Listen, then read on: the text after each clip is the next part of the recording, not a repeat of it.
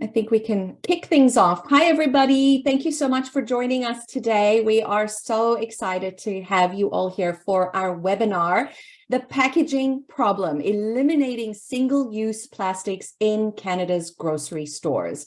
Joined tonight by Équiterre, this webinar has been organized by the team at Environmental Defence, a leading Canadian environmental advocacy organization that works with government, industry and individuals to defend clean water, a safe climate, and healthy communities.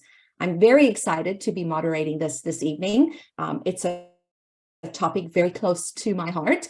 I'm Candice Batista, and I'm an environmental journalist. I've been helping people to live more sustainably for almost 30 years now. And for 30 of those years, plastic has been a major issue. I'm so excited to introduce our panelists to you as well. Our panelist, Karen and I, are joining from the Toronto area, which is long-standing territory of the Anishinaabe, Huron-Wendat, and Haudenosaunee Treaty Territory of the Mississaugas of the Credit, and home today to many First Nations, Inuit, and Métis people from across Turtle Island. Our panelist, Emily, is joining this evening from Montreal, Quebec, in the territory of Kanien'kehá:ka, a place which has long served as a site of meeting and exchange amongst many First Nations, including the Kanien'kehá:ka of the Haudenosaunee Confederacy, Huron-Wendat, Abenaki, and Anishinaabe. Now, colonization brought with it the concept of pollution, and we must work together toward healing the land by honoring and upholding Indigenous laws, the peace treaties, and the treaties signed between the British Crown and Indigenous peoples, as well as the United Nations Declaration of the Rights of Indigenous Peoples. Our audience is tuning in from throughout the country tonight, from within the many territories of different Indigenous peoples. So welcome, everybody. We're so happy that you're here. A quick note on accessibility: to turn on closed captioning, in the control tools bar at the bottom of your screen, click the show captions. It's a CC icon, and that will give you closed captioning. So let's talk about the agenda for this evening. We're going to start with a brief presentation from Karen Wirsig about what they found when Environmental Defence audited packaging on the shelves of key departments in grocery stores across Canada last fall. Then Amélie Côté will explain what Équiterre found when they surveyed retailers and Canadians about the need for zero waste options at the grocery store. Now we'll have a conversation together as well about solutions to the packaging problem, which is so important. And then we'll share different ways for you guys to get involved, to learn more, and an opportunity to talk to our panelists via questions at the end of their presentations. Now, at the bottom of the screen, you can see a button called Q&A. Just click that button and type in your questions, and we'll do our very best to respond to them by the end of the hour. We'll also be asking panelists some of the questions that you submitted in advance when you registered for our webinar. So, okay, without further ado, I'd like to introduce you to Karen Wirsig. Karen has worked as a journalist and as a labor and community organization, an active transportation enthusiast who favors walking, cycling, and public transit. Karen has never owned a car. She is a voracious reader and has spent her adult life trying to unlearn the common belief that humans should strive for domination over each other, over other animals, and over nature itself. She's passionate about helping to get plastics out of the environment. Karen, I throw it over to you. Thanks so much, Candice. I'm so happy to be here tonight. I guess I should start by just setting the table about the plastics crisis that we're experiencing in Canada. Canadians generate about 4.4 million tons of plastic packaging every year, and most of that is thrown into landfills or burned in incinerators or goes straight into nature. Very little of it is recycled. About half of that amount, 2.2 million tons, is packaging. And again, very little is recycled. About 12% of packaging is recycled in Canada, of plastic packaging. And so it's in this context that governments have gotten worried about this problem, as they well should, and they have vowed together, the provincial and federal environment ministers and the federal government has vowed to end plastic waste and pollution by 2030. But we noticed that we're not very far along on that path yet, and it's already 2023. So after the first set of bans, we call that the first set of bans, were brought into place by the federal government this past year, we thought about the other kinds of plastic packaging that everybody is concerned about, all the stuff we bring home from the grocery store. And we also got concerned, given how all this plastic is touching our food, about the health impacts. So we thought, let's actually audit and find out what is happening on grocery store shelves. We did an audit last fall. We worked with a company called MCA Consulting and audited 54 grocery stores across Canada. There's one in every province. At least one grocery store was audited in every province, and actually more. And we scanned 40,000 products, 40,000 plus products on 4 different shelves, different departments in the grocery store. We looked at produce, baby food, pet food, and soups. And the reason we looked at these shelves is that they're not known to be full of plastic. We all know that the dairy case is full of plastic, the meat case is full of plastic, but soups, I always think of soups being in jars and cans. Baby food as well, actually, and pet food in cans, and produce. We all wonder, why do we need so much plastic around our produce? So we thought, let's actually look at it and see how much is on the shelves. And what we found was really surprising, because even on shelves where you wouldn't expect a lot of plastic, it's almost 2/3. 2/3 of produce, baby food, pet food, and soups is wrapped in plastic. And the highest amount, the products that are most wrapped in plastic were unfortunately baby food. 76%, more than 3/4 of all of the food marketed for babies and toddlers is wrapped in plastic. Shocking. So what we found is that all this packaging is really not what they say it's for, which is to preserve food and avoid waste. I mean, you saw in the previous slide, those cucumbers, that is not about saving cucumbers to wrap 3 or 4 together and sell them to you like that. That's really about selling you more cucumbers. And we noticed also, like with oranges and onions in particular, that it's cheaper by weight, like by 100 grams, to buy them packaged in plastic than to buy them loose. And so that really concerns us, when they're really pushing plastic on us by making these things seem cheaper, and meanwhile actually creating food waste by kind of forcing us to buy more than we need.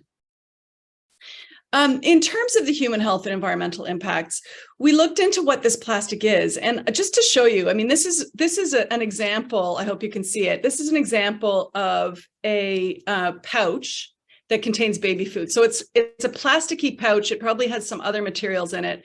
And it also has a different kind of plastic nozzle and lid. This is the kind of stuff that now baby food is found in.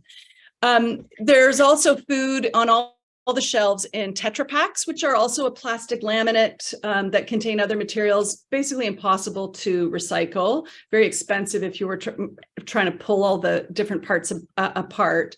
I think sometimes this is recycled to get the paper fiber out, but otherwise the plastic is garbage.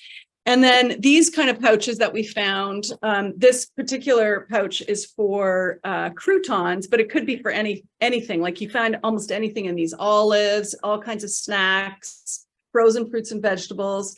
And again, these pouches are often made with multiple materials, and they're not recycled. But more to the point, we don't even know what they're made out of. And we do know that problematic additives are in plastic packaging, just to make the plastic function, to make it airtight, to keep UV solar rays out.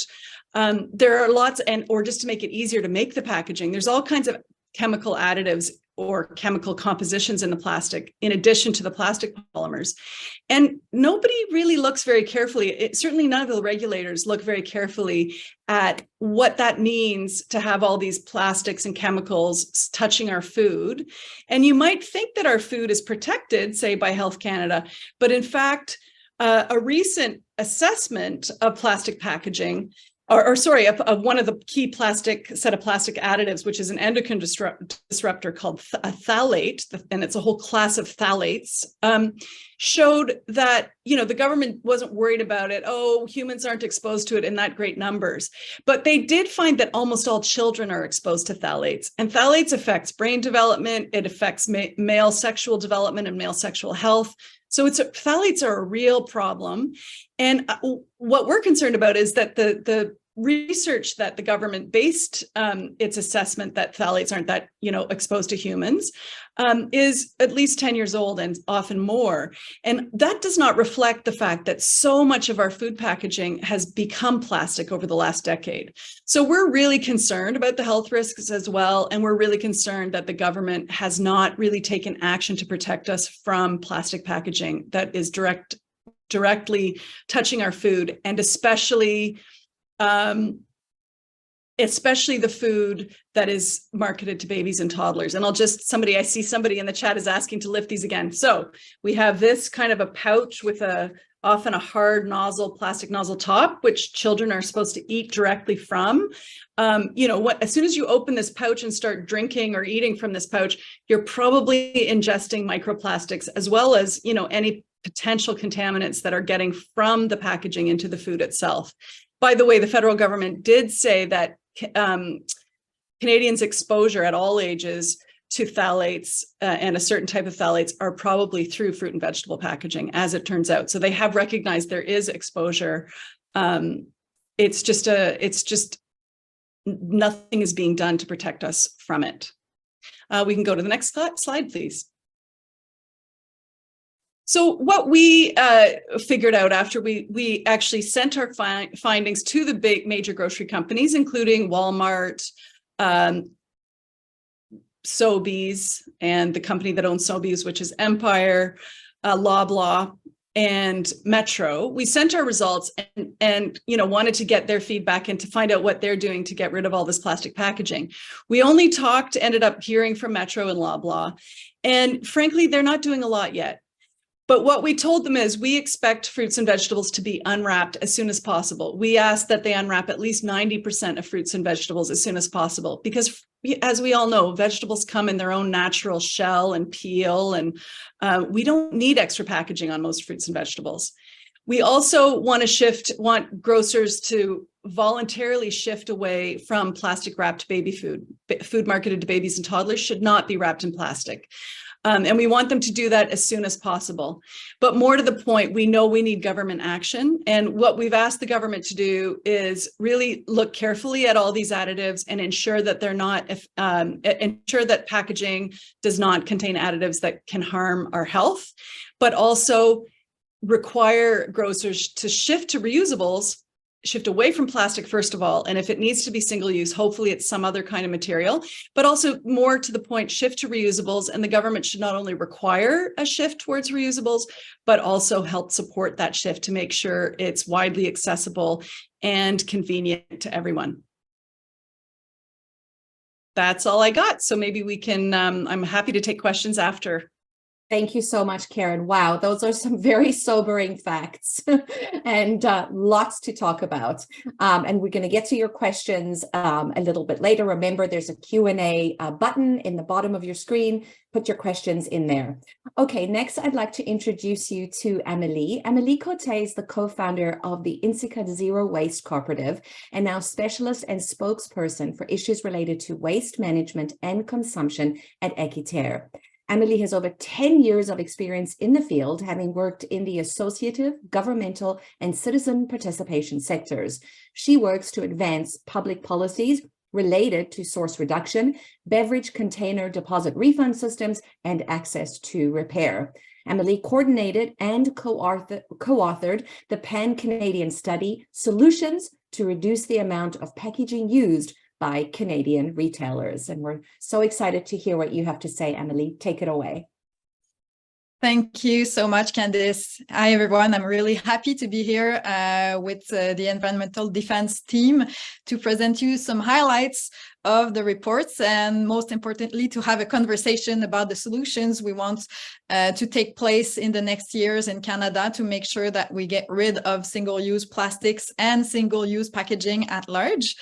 So this research on solutions to reuse packaging used by Canadian food retailers has been funded by the government of Canada, by Industry Canada, and we worked with several research partners that you can see on this presentation. And we also had an advisory committee compounded of experts in various fields, because we wanted to make sure that the results that we present had been reviewed, analyzed, and that they are on point, and the recommendations that are adapted to the Canadian reality.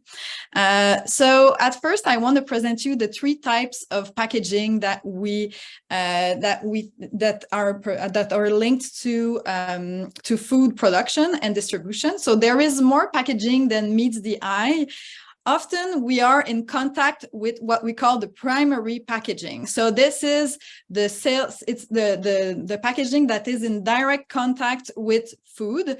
So if we take the example of a box of pasta, a cardboard box, that would be the primary packaging. Then the secondary packaging is composed of several primary packaging materials within a single sales unit. So it covers the primary packaging. It could be a bigger cardboard box containing these pasta box. And the tertiary packaging is for handling the secondary packaging. So as you can see on the screen, typically it's a pallet. It could be in wood or in plastic with several boxes and a big plastic wrap. And we wanted at first in the study to have data and recommendation linked to the secondary and tertiary packaging, but we haven't found any data on this. We only have on single-use and plastic packaging, but we think that there are interesting opportunities between businesses to reduce these secondary and tertiary packaging. Even though we don't see them, they are an important volume and they should be addressed in public policies.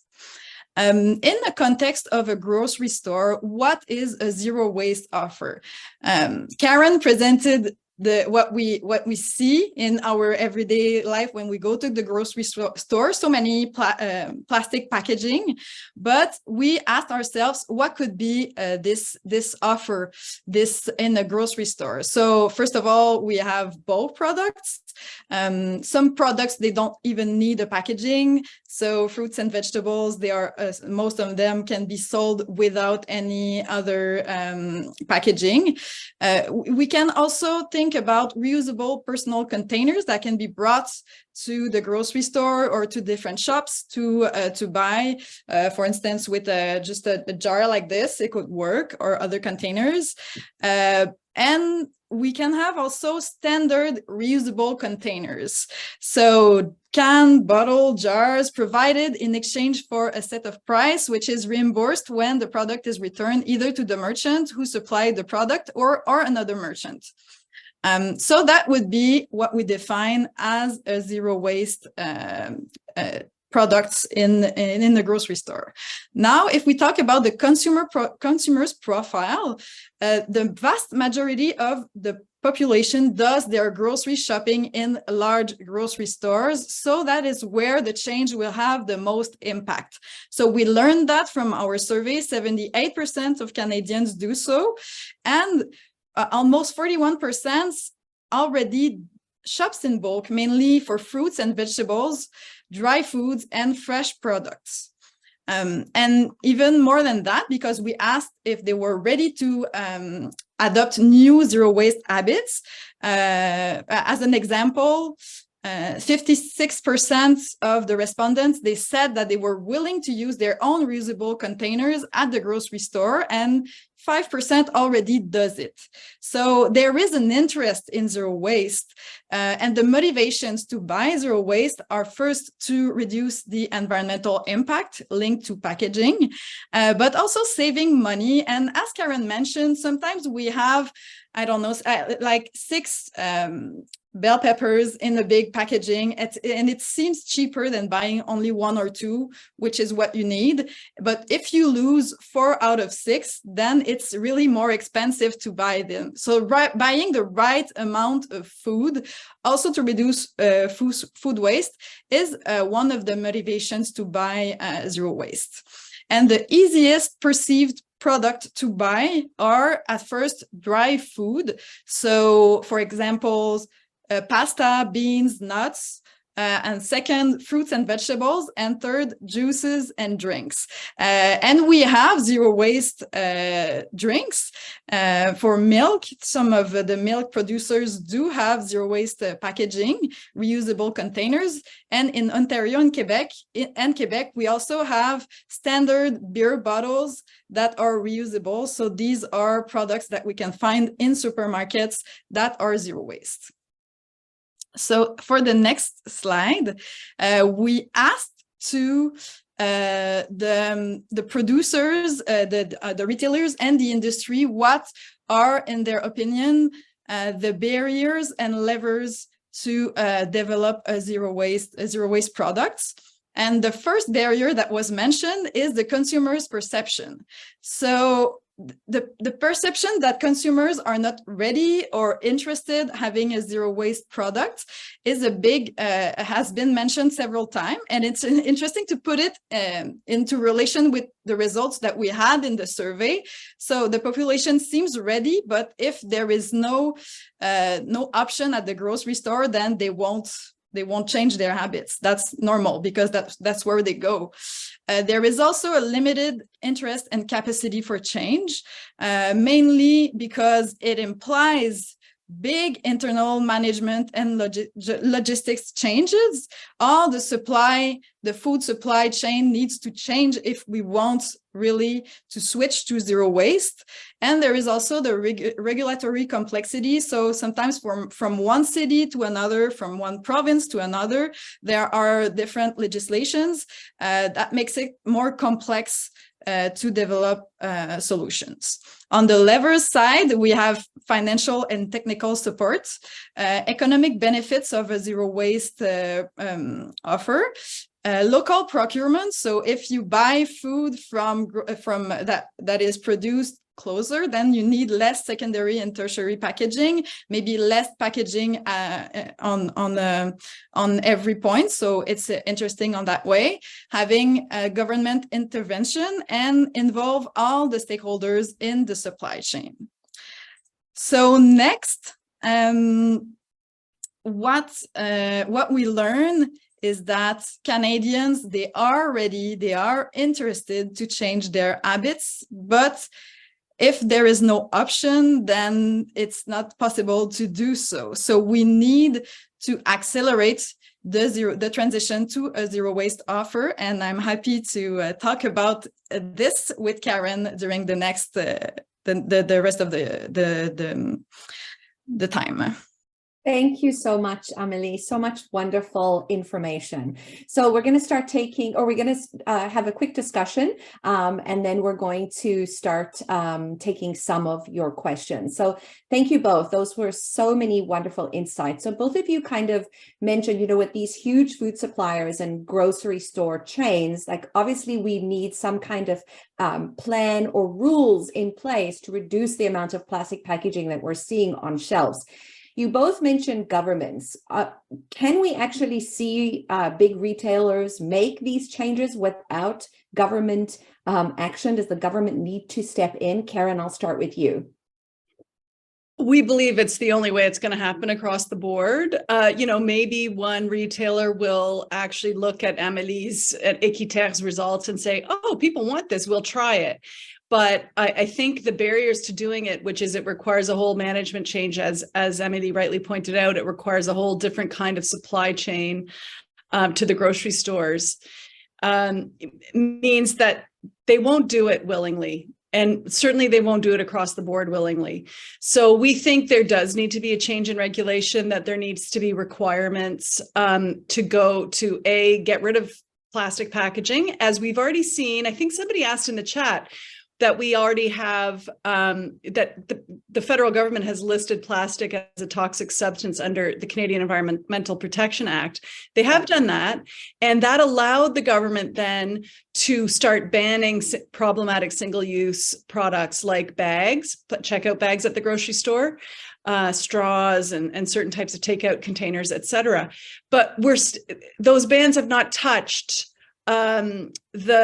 all this packaging that we still see on the shelves. And so, yes, it's good that plastic is now on the radar of the federal government, but it needs to move quickly. If we're going to get to 2030 and eliminate plastic waste, it needs to move quickly and really force these big retailers to move quickly to change their ways. And so we're looking at things like requiring targets for a certain amount of reuse, banning the most problematic plastics. And that's why I was showing you earlier, like some of this stuff some of these kind of, flexible, pouchy kind of stuff should just be banned. We know that these are new. We didn't need them before. We don't need them now. We shouldn't be using them today. I think also part of the problem, and Emily, you can jump in here, is a few years ago, I was writing an article on this exact subject, and I reached out to both grocers, to grocers and the federal government. And essentially what happened was they just kept sending me back to each other. No one could actually answer the question, where is the plastic happening at the source? If you look at that kind of packaging for babies, it's pretty obvious. It's being manufactured, it's being put into the container and then shipped to us. But when you look at things like cucumbers, that's happening on the farm, that's happening, locally and then being shipped. So I think that's also part of the problem, is that they're not all speaking to each other. And so where do we make that first stride? So do you feel, maybe Emily, you can jump in here. Do you feel that we have the power to actually get the government to make some of the changes that you're proposing, Karen? Or you can answer, or either one of you. I think what we lack of is a holistic vision of what we should do and how we could implement reusable containers in grocery stores. So what is needed now, as Karen mentioned, because some grocery stores might want to change, and we've seen a couple of many zero waste grocery stores that has developed in the last decade, but we're not reaching a tipping point. So we need binding targets and frameworks that will force the industry to change. And I don't see how it will happen without that. I have an example. I talked previously about deposit refund system in provinces. So Quebec and Ontario, we have refillable beer containers, but their quantity tends to reduce over time. And we used to have binding targets. So a part of the beers that were sold had to be in reusable containers. In Quebec, it was 83% of the beer containers that were reusable in 2009. And in 2022, now it's only 15%. So there is no target now, and it leads to that. So this is an important point to me, and we have examples from other countries. In France, there is a anti-waste law for a circular economy and a climate law also, and they put targets. So to reduce single-use plastic packaging by 20% in at least half of which is to be achieved through reuse by 2025. 5% of the packaging has to be reusable by this year. And all the food retailers occupying more than 400 meters square of space have to dedicate 20% of their store in bulk selling by 2030. So this should be happening in Canada. Yes, I agree. I think also the problem is, there's a famous journalist, Zaya Tong, and she said, we have cameras everywhere except where our food comes from and where our waste goes. And I think if you actually visited, like I feel like visiting a landfill or visiting a recycling center is such an important thing for people, because I know when I've done it, and I've done it for documentaries and different things, it's been very overwhelming to see the amount of garbage that comes into a typical Toronto facility, for an example. So I think if we could make a connection so people could see where the waste is going and the negative impacts that it's having, maybe we would get further a little bit faster. So it does seem that a lot of people in Canada are fed up just with plastic in general. I know for me, every time I go to the grocery store and the broccoli or cucumbers are wrapped in plastic, it's incredibly frustrators. You've mentioned some of the barriers that exist right now, making large scale changes in stores and from food suppliers. How can we change their thinking? Because they're doing it because it's easy, but they will actually end up saving money as well. Because a lot of the stuff we're paying for the packaging. We're not actually paying for the food. We're paying for the marketing and all the pretty logos on the packaging. So the food itself is actually much cheaper than the packaging that it comes in. From a perspective where several entrepreneurs are developing reusable containers, I think one of the questions that we should ask ourselves is how to get out of pilot projects, because we've seen so many pilot projects over the years, but they are not scaled. And what we've learned during a reuse symposium that was held in Toronto last fall is that for these businesses, largely led by young persons who are really involved in about environmental issues, is that funding is designed for traditional businesses, and we're at a point where these business models are being tested. So, for example, if you produce a local mold, for a small company, it's a big risk. It's a bit complex. So how can we encourage these initiatives to take place, and how can we scale them is a big question that we should answer.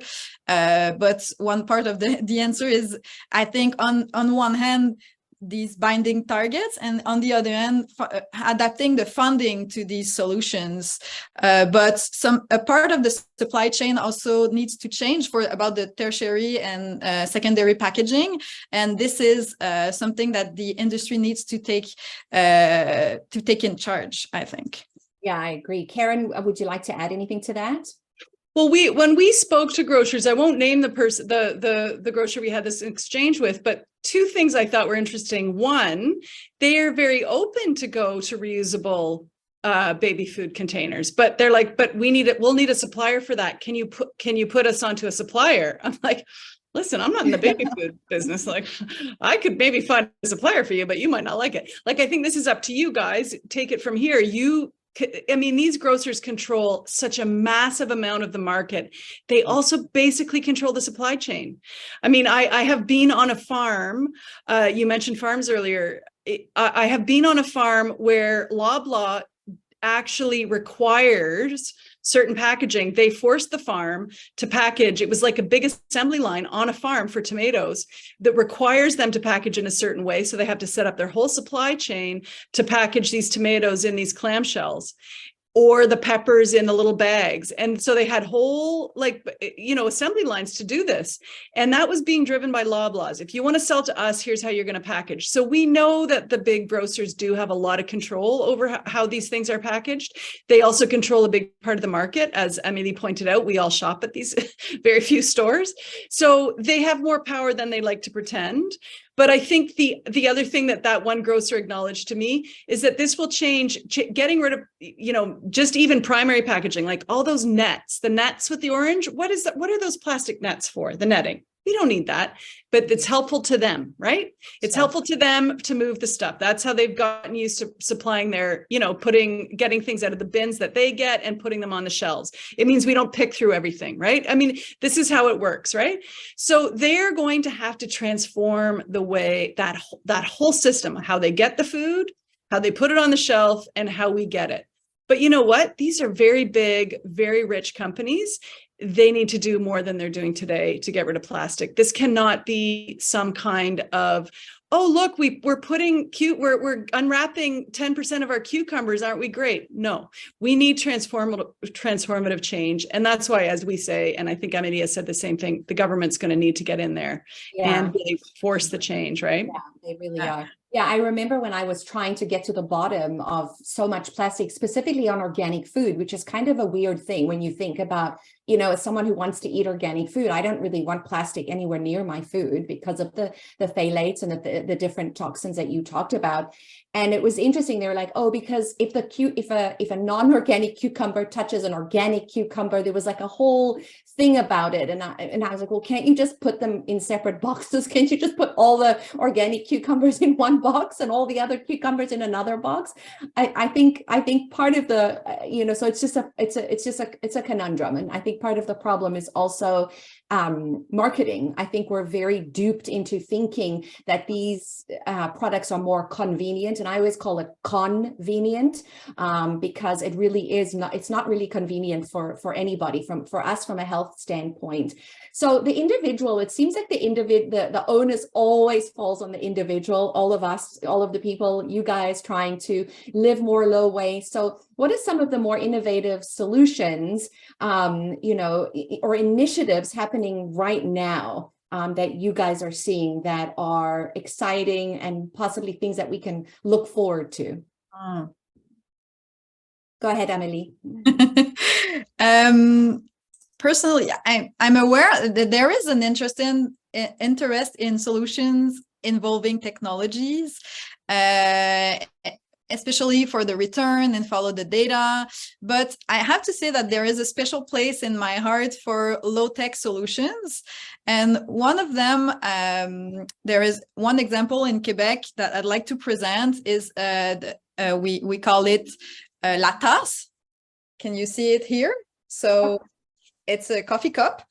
It was launched by a nonprofit organization founded in 2019 by coffee shop owners and restaurants who were tired of seeing their products sold in single-use containers or garbage, as Karen would say. So they developed this coffee cup or hot beverage cup, and now it's available in a network of over 400 stores everywhere in Quebec. And the first version of the cup was made in China for economic reasons, but now they have also a mold and they do it in Quebec. So it's something interesting to see these grassroots solutions taking a lot of place. There is also a work cooperative who's developing lunch boxes. So it's still a pilot right now, pilot project, but I think it will take more place during the next years. So I'm quite eager to see what's going to be developed. But as I said earlier, and as Karen mentioned, grocery stores, they have to take their responsibilities because they have their home brands. Also, yes. They don't only control the supply chain, they have their brands that could be a good start for zero waste supply, and they have the money to do so. So it's not only for small entrepreneurs to develop the solutions if we want it to take place everywhere in Canada. Yeah, I mean, solutions have to come from industry. They have all the power, have all the money. Karen, just before we get to questions, we have about a minute. Did you want to add anything about innovation in this space? Well, I will show you I think Amélie mentioned it earlier. I know it's hard for people to see on the screen, but this is one of those returnable milk bottles that are available in a lot of grocery stores, but not the big ones, by and large, not the big major grocery stores. But this, you take it out on a deposit with the milk and then you bring it back and you get your deposit back. And some stores are also, I think Metro, especially in Quebec, is now allowing you to bring your own container if you go to their meat or deli section and you get something. So, you know, like, and some reusable organizations are using these stainless steel containers. So you can either bring your own, or you get one on a deposit, or you borrow it like a library book and you just pay if you don't return it in time. So these are kind of exciting things that we see happening. But that's right. I think somebody mentioned in the chat, it seems more expensive. What we are not looking for is some kind of a niche thing that's for the high-end consumer. Like, that's not really interesting to us as environmentalists. That's not going to change the world. It's not going to eliminate plastic by 2030. So we do need this to start happening on a very large scale very quickly. Yeah, and I think to add to this, Karen, it is expensive because it is led by small stores. But when Loblaws, with their pouvoir d'achat, their marketing power, their marketing power, if they're involved and they develop this offer, then it will be cheaper. So we can't compare the price of a bulk zero waste store local who has like who's buying products, but with a big supermarket like this with big brands. So to make it more accessible, it has to go through bigger supermarkets. Yeah, and when you look at some of the zero waste stores, like I have a colleague, a very good friend, who owns a zero waste grocery store in the GTA in the West End.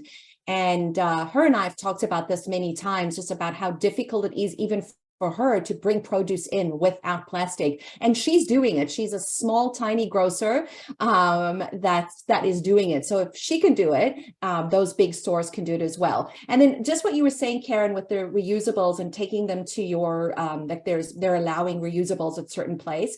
I always tell my readers, because that's a big question, is how come I can't reuse my reusables as like the cheese counter or the deli counter? I always take my reusable containers, and sometimes I get turned away, but it's always an opportunity for me to have a conversation, bring the manager out, have a conversation and explain why I'm doing this.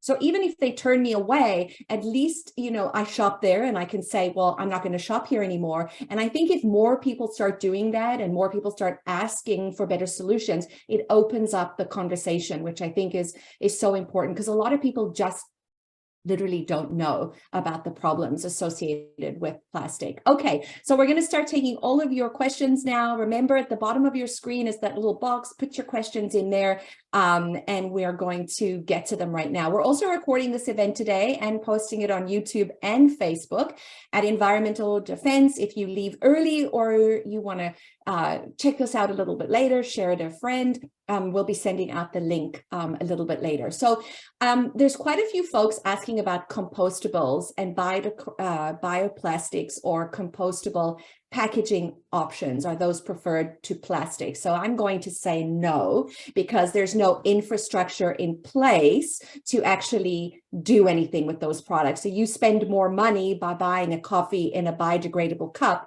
and you have to put it in the garbage because you can't put those anywhere in the city. So I wonder if you guys could kind of talk a little bit about the conundrum, again, it's my favorite word tonight, with compostable, bioplastics, biodegradable. It's kind of a greenwashing area for me in some ways. Yeah.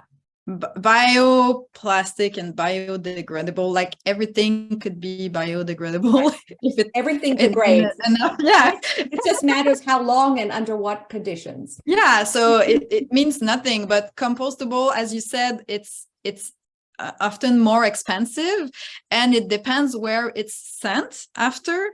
But to me, the main problem is also that we don't want to switch from single-use plastic to other single-use type of containers. We want to get rid of these single-use containers and packaging that have taken so much place in our lives for no reason, because as you mentioned, we feel like it might be easier or convenient, but it leads to a large amount of garbage, and there's nothing to do interesting with that. So compostable containers can be also an issue if we perceive that it's a solution, that then we don't need to think a bit further and develop zero waste solutions. And as you mentioned, it's not everywhere that you can really compost it. So often they're sold, but the facilities are not the same from one municipality to another. And if you send it to biomethanization, I don't know how you translate. Yeah, it's too quick. It's too, so it doesn't, like, there's nothing to do with this. Yeah. So it's kind of a false solution, Yeah, switching from one single use to another. If you switch from a straw in plastic to a straw in cardboard, when you don't even need a straw because you have your own mouth and you can drink. So we can go there. Yeah, the compostable stuff is really interesting because I have, lots of friends who buy into compostable, and it's very frustrating because, like a beeswax wrap, for example, is technically compostable. It's made from beeswax and organic fabric, but you can't put it in the green bin in the city of Toronto. Now, if you have a backyard compost, it potentially could go in there. So Karen, there's so much confusion, I think, around bioplastics. And again, it's companies doing a really great job at making us feel better. So you feel like you're doing something good for the environment, but in fact, it's just the same problem. That's right. I agree that we have to get away from single use. I mean, I will just remind people that plastic, it was the dawn of single use. It's really plastic, the invention of plastic and the marketing of plastic as a throwaway item that has convinced us that we can live in this throwaway culture in the first place following the Second World War. So we can't get rid of plastic, but still have that problematic legacy of having too much packaging, right? Single-use packaging. The other thing is, there's a lot of confusion, and I think it's partly on purpose about the difference between bioplastics and biodegradable plastics and compostable plastics. Bioplastic is just this kind of plastic, but made maybe with a plant source instead of fossil fuel. It still acts the same way in the environment. And can you imagine if we started changing over all of our food crops to grow plastics? Because you can bet if it was worth more, that's what they do. So, we have to really be careful about that as an alternative solution. And I think we do really have to worry. When I see restaurants now switching over with this new single-use plastic bans, switching over to what looks to me like plastic, but is called compostable, I am very worried about that. Yeah. As Emily said, these municipal systems cannot handle that kind of packaging. They will end up in the garbage. And you know what? They will break down in landfill and they will produce methane, which is a climate warmer. So these are not the solutions that we're looking for. They seem like a quick and easy thing to go for right now, but we really do need to leapfrog over that false solution and get right into less packaging, and where we need packaging and containers, reusables. Exactly. Love it. Okay, so Louise wants to know, overall, what is the best alternative packaging if packages are necessary from a health point of view and from a garbage/recycling point of view? I would probably say glass. What do you guys think? Well, I would say I would start with reusables. So whatever can be reused safely, cleaned out many times, and taken back. And so, yes, we know glass is a great one for that. We already have that example with milk and beer. Some stores take back their soup containers in mason-like jars. These things already exist. Those are great. Stainless steel is good. The thing we do want to avoid is saying we have reusable containers, but not having a system to actually get them back, wash them out, and refill them. Because what you also don't want is to have a bunch of heavier, more expensive containers that are actually in effect single-use containers because there's no system in which they can be reused. So it's really, the container is not even as important as a system of packaging. We have a system of packaging right now that we would call one way, where it comes out of the ground as oil, it gets packaged on our food, and it goes into the garbage. It might go into the recycling bin where it screws up a lot of things. Yeah. So that's the one way, and that we want to avoid that system. And we need a system that really, a system of packaging that, yes, uses inert and healthy, safe ingredients, but is capable of reusing them many times. That's really the gold standard in my view. Exactly. Same. Yeah. I'm sure you would agree, Emily. Yeah, if you can sanitize the container to reuse it.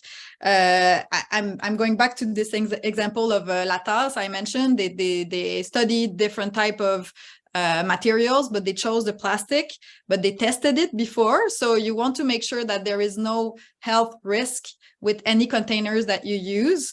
But from an environmental point of view, reuse containers and packaging are the best solution. Yeah, exactly. Okay, so Audrey asked, this one is for you, Karen. I read the plastic industry was suing the federal government because of their legislation to ban single-use plastics. Do we know the status of this case right now? We don't. Well, we know. Okay, so here's where we are. Yes. So I think I mentioned earlier that the federal government listed plastic as a toxic substance under the Canadian Environmental Protection Act. And that listing has now allowed the government to do things like ban certain single-use plastics. They're getting ready to do regulations requiring recycled content and having rules around what can be called recyclable and not recyclable for plastic. So that's happened. The industry has sued the government twice now, first for the listing of plastic as a toxic substance, and they've also launched a challenge to the actual single-use plastic bans. The first case has now been heard in court, and that was in early March. We were there. We were intervening in that case. We were there with our lawyers. A lot of bad things were said, and some very good ones by our people. And that case is now before, like, with the judge. The judge is supposed to issue a decision in the coming weeks, months. That's the part we don't know. So it's a bit up in the air. We expect the decision to be in the government's favor. But until it has been decided, that whole case is a little bit up in the air. However, to the government's credit, they are moving full steam ahead, committed to the plan to zero plastic waste by 2030, and committed to going ahead with regulations. So that's the good part. That's the good part. Fingers crossed, right? Yeah.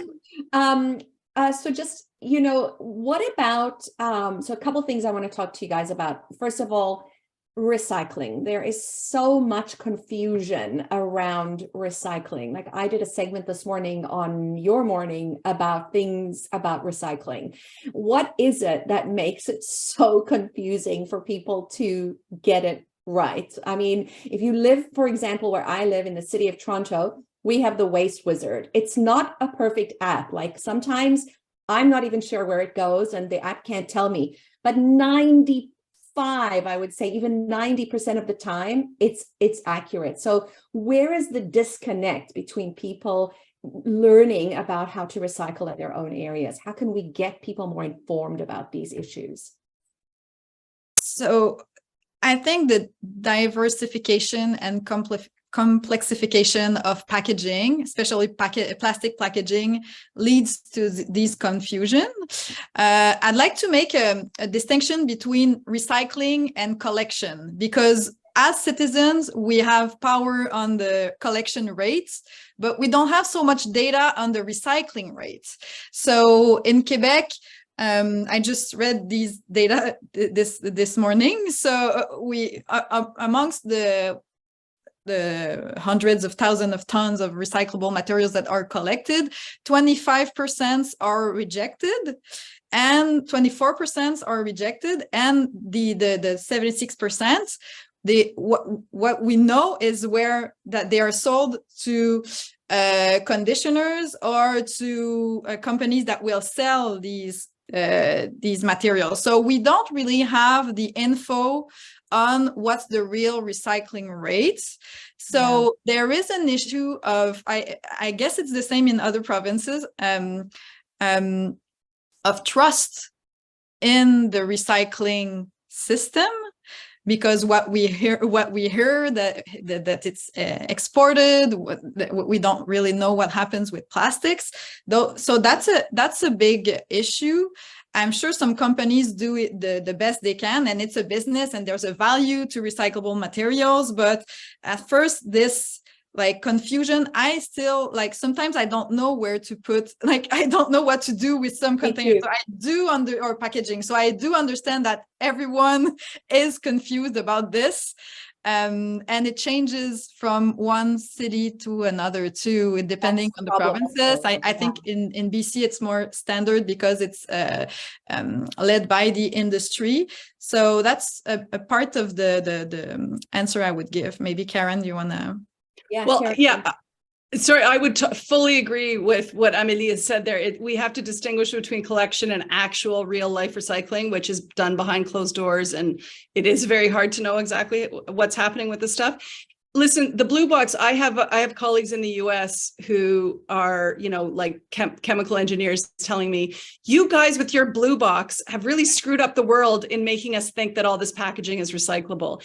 And unfortunately, the blue box that started in Ontario has really been a model for wish cycling. And wish cycling is what we call when we say, oh, I'm going to buy this thing. And then when I'm finished with it, I'm going to put the package in the blue box and then it's all good. Yeah, it's all great. Exactly. And so the problem is with our blue boxes is even in BC where it's run by the industry, and I see Jan Hastings is in the chat here, even in BC that's run by the industry, they collect all kinds of crap in the blue box that cannot be recycled in traditional sense. So some of that is made into very low quality pellets, and goodness knows what they do with those. And some of it is actually burned in cement kilns, and that's called recycling in BC. So it's not a panacea. Here's what I would suggest if you want a real quick guide to recycling. All the rigids. So a plastic bottle, put it in the recycling. Even a yogurt tub, try it. Make sure you put all your cans in the recycling. Metal, it has a value. It's easy to sort. Yeah.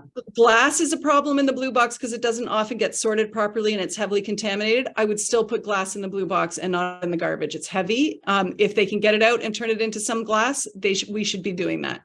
But plastic is tough. Like, do not put pouches in your recycling bin. These end up, you know what happens when you put these in your bin? They end up flat like paper. They get mixed into paper bales, and they can often then either contaminate those paper bales, or if the recycler knows that the bale is very contaminated, they ship them off to another country where sorting is really cheap and they pay people nothing to sort the stuff out.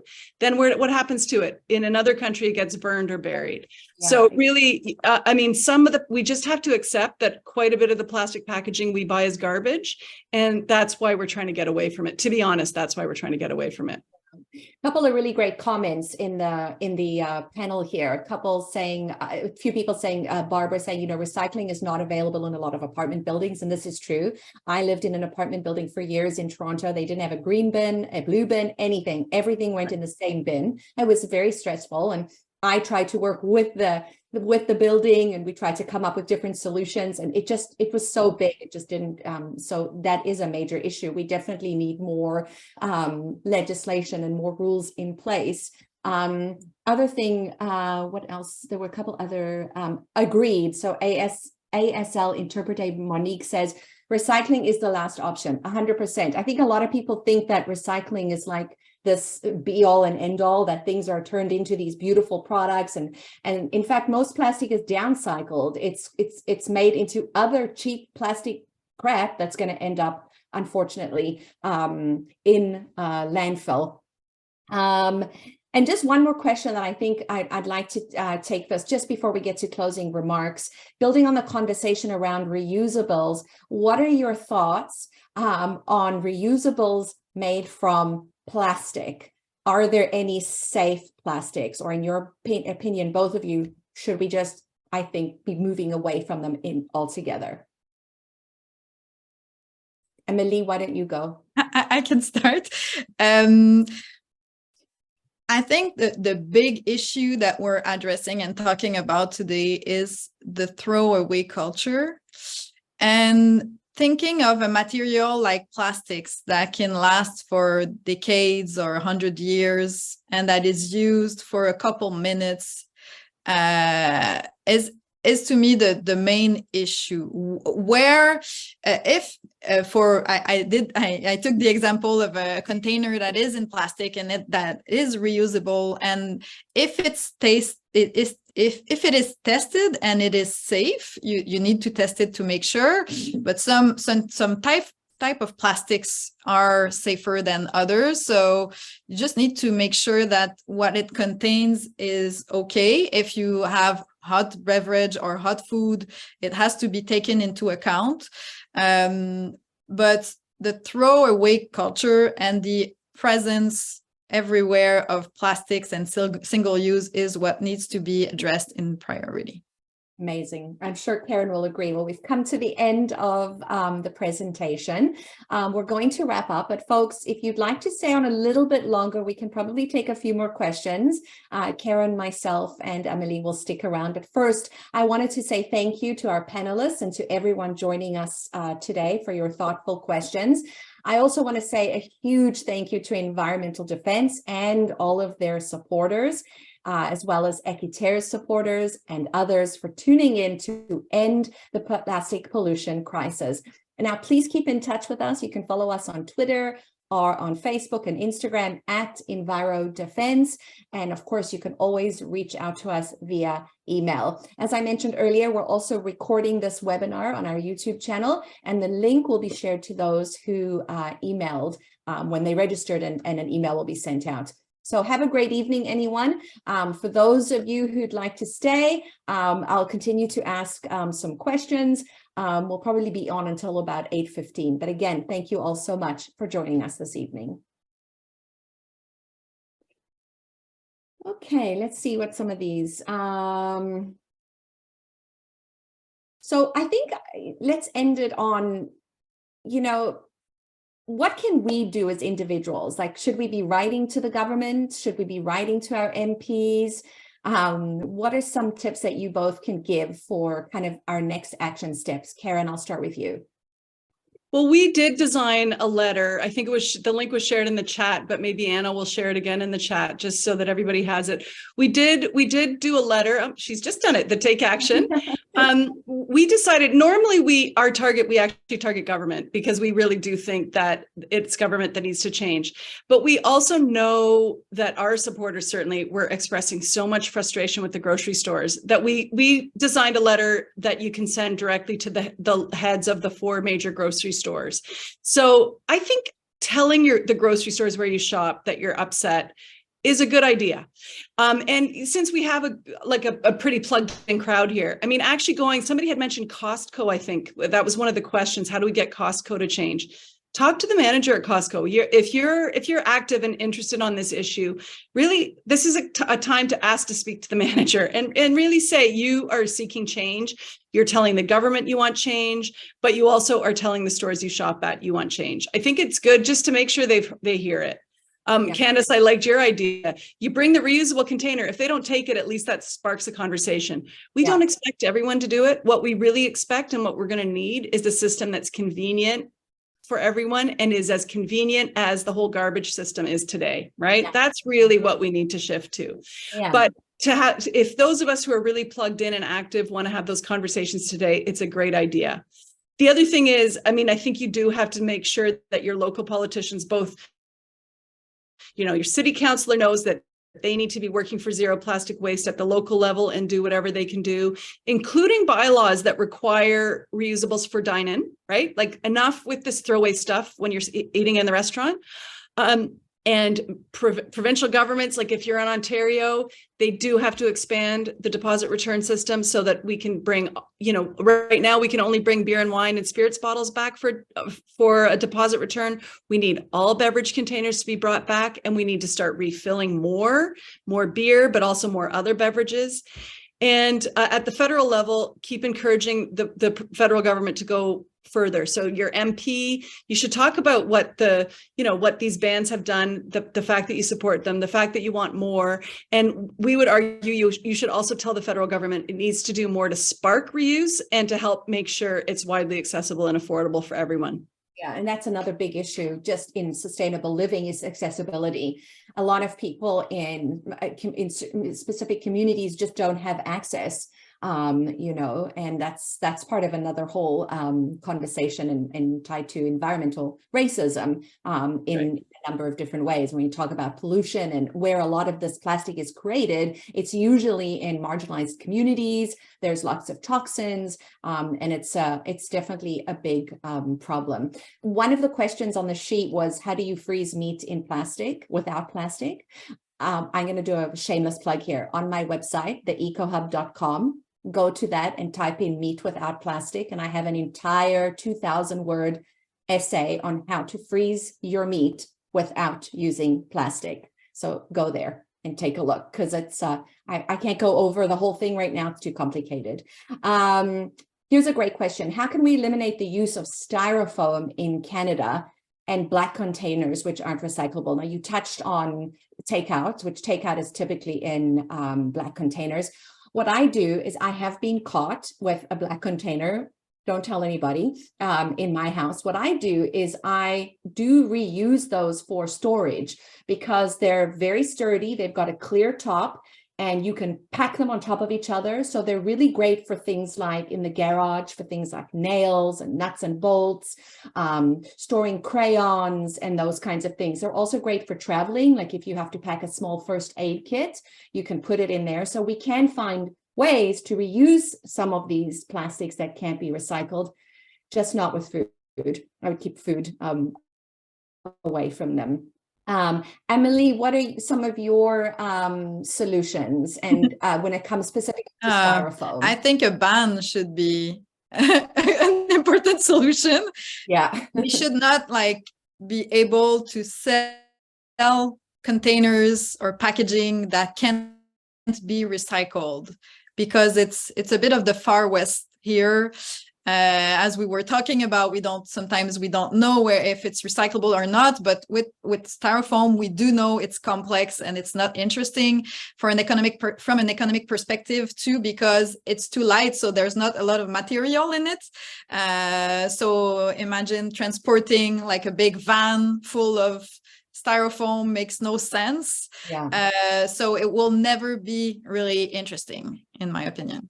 Exactly. I agree. We need, those things should be outright banned. Like you cannot sell them, you cannot manufacture them, because they're so bad, so unhealthy for the environment. I always find it interesting. I always try to, when we talk about interconnectedness and not knowing where your garbage goes or not seeing where it goes. I think part of the problem is just that, is awareness. But I think also, a lot of people don't realize that the plastic industry is very closely tied to the fossil fuel industry. And when you look at manufacturers like, big companies that are making pop bottles, or big companies that are making all the shampoo and conditioner and body wash bottles that we buy, those are tied very closely to the fossil fuel industry. Karen, can you kind of touch on that and just make that connection for us and why it's important to understand that? Sure. Yeah. I mean, first of all, fossil fuels are still mostly used today for energy and transportation uses, right? For, oil and gas in our cars, and, heating and things like that, and energy generation. But as we all collectively around the world address climate change, we're going to be using less oil and gas, hopefully, and for those kind of things. And I think the fossil fuel industry, including the plastics industry, has seen plastics as a bit of an off-ramp to save the industry. Yeah. And so, some projections show that we will triple the amount of plastics in the world by 2050 unless we just put a stop to this mess. So I think that is the real connection, is that it is all part of the same industry. It's a very profitable industry. It's also a highly subsidized industry around the world. Exactly. And so that's what makes plastic kind of cheap. I've also seen the phrase, which is interesting, is that plastic is a subsidy for fracking, because for fracking, which is like natural gas fracking, it's in northern BC, it's in Pennsylvania and Ohio, it's in a lot of places. Fracking produces certain natural gas that we say burn in our furnaces or whatever, but it also then produces other kind of byproducts that can be made into plastic. And so if you can sell part of that gas stream for something else, it subsidizes the whole thing. So in that way, plastic is also a bit of a subsidy to the oil and gas industry. So it's very, very, very much connected. About 98 or 99% of all plastic today around the world is made from oil and gas. Yeah. And so we do have to understand that relationship. It's a strong one. And plastic production contributes to climate change. Plastic waste contributes to climate change because it does off-gas CO2 as it's decomposing. And so it is really part and parcel of the industry and the problem in the world, for sure. Do you think that that's those facts that you just put forward there? Do you think that that's going to make it more challenging for governments to actually legislate because of all of the kickbacks and incentives? And doesn't that make it harder? They're like a big lobby group, kind of. Well, they're suing the government to try to stop it, right? The plastics industry. I think the difference maybe, and where there's hope on plastics, is that we all see it, we all touch it. It's so concrete. Yeah. And we do not want to see it when we go to a beach or we go fishing or we take a walk in a park. We see plastic waste and we don't like the look of it. It's always in our face. We see our own blue boxes overflowing with stuff and we're not sure whether it's actually going to be recycled. Yeah. So I think there's a bit of an honesty with plastic that we don't always get with greenhouse gas emissions that we can't see, right? So I think there is a hope, but yes, it's a very powerful lobby and we do need to be very strong as citizens and people who care about the world to fight back against it, for sure. And we've seen their action at the beginning of the pandemic. They were like influencing the way, because one of the first things that coffee shops did is banning the use of, stopping to accept reusable cups before changing anything else. So they're ready to take any opportunity to come and we've seen so many single-use everything, and it was not there, as you mentioned, Karen, earlier. The throwaway culture has been there for a couple of decades now, and it's also, we haven't talked about this, but in the health sector also is a big place where we see single-use plastic. So they will find ways to stay there and just to sell their products because it's a really, really powerful industry. Exactly. Okay, everybody. Well, that is a wrap. Thank you to Karen and Amélie for staying on a little bit longer. Again, this webinar has been recorded. If you signed up, Environmental Defense will be sending you a link that you can share with all your friends and family. So thank you. Again, I'm Candace, and the biggest advice we can give is to speak up and be advocates. Thanks so much, Candace. Thanks, Candace. Thanks, everyone. Thanks, everyone.